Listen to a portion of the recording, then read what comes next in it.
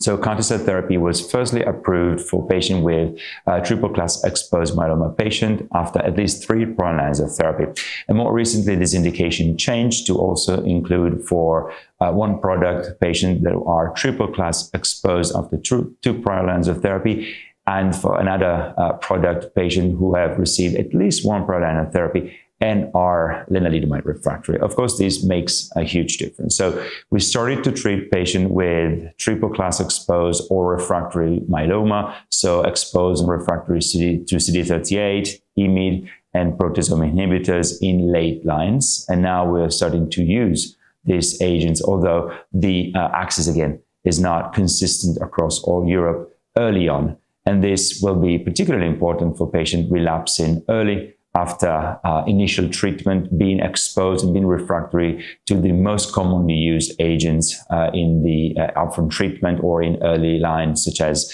PI, IMiD, or CD38 monoclonal antibodies, for whom the treatment armamentarium in late lines becomes very, very limited.